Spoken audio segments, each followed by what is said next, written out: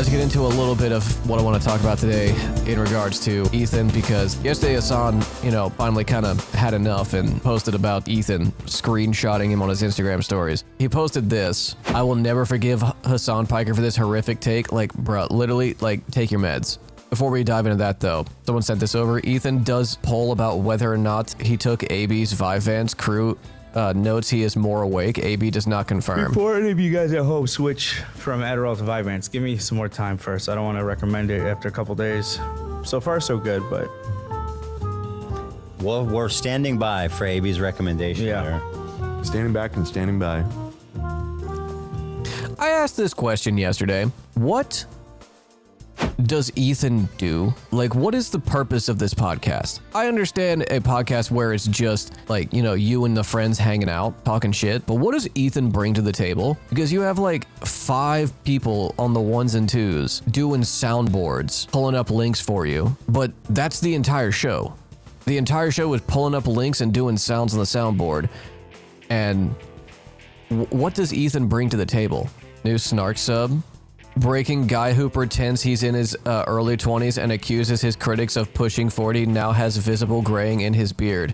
Ethan is 39 and has been fully gray for years. What the fuck is this post? Honestly.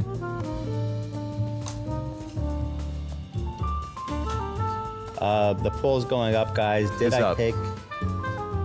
You have 59% saying yes. What? What percent?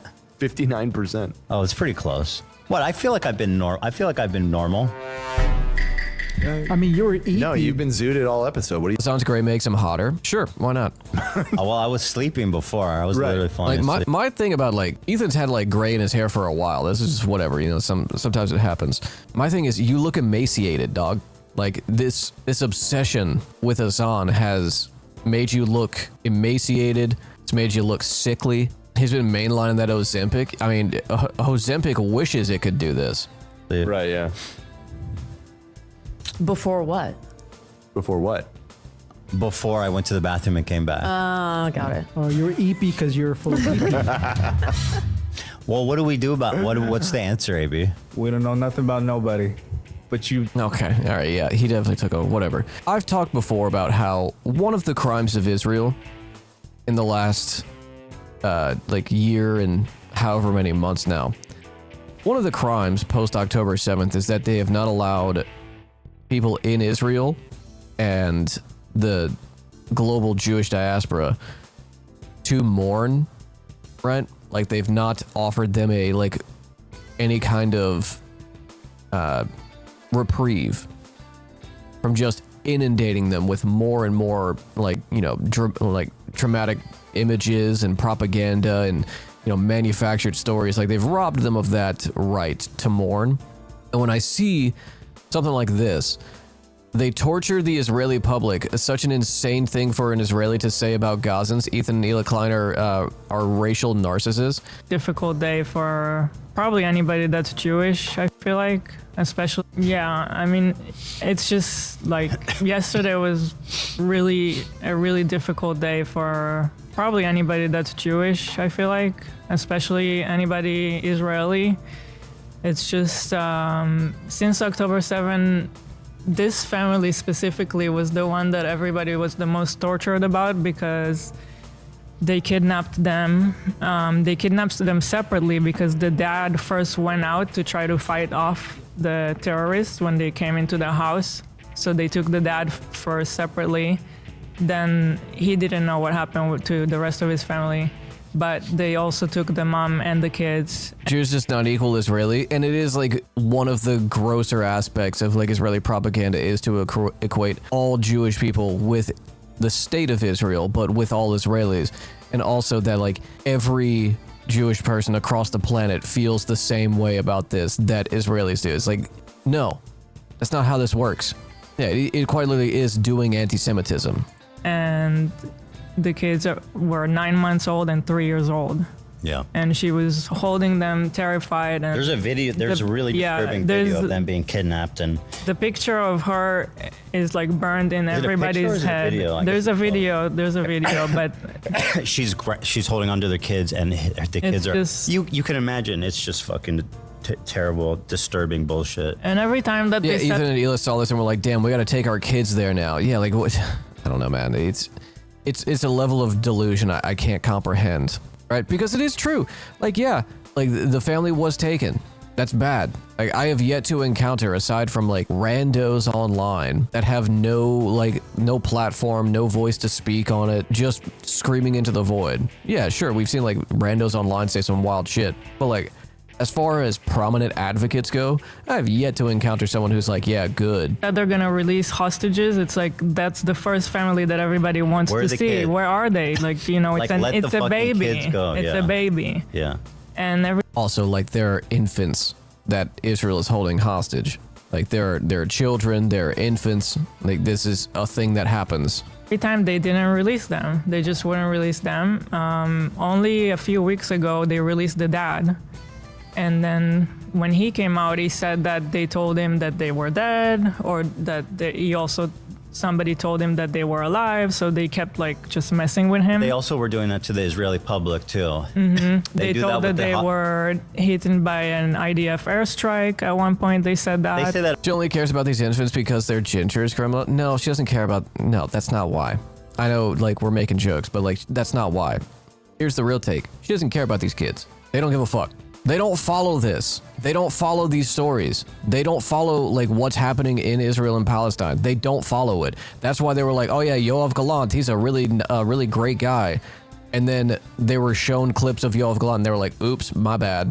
They don't follow this. They don't know what the fuck's going on. They're too busy, like, stalking their former co-host. Yeah, they didn't know that they've been dead. Like, they don't follow this at all. And to try and, like, grandstand, to moralize over people.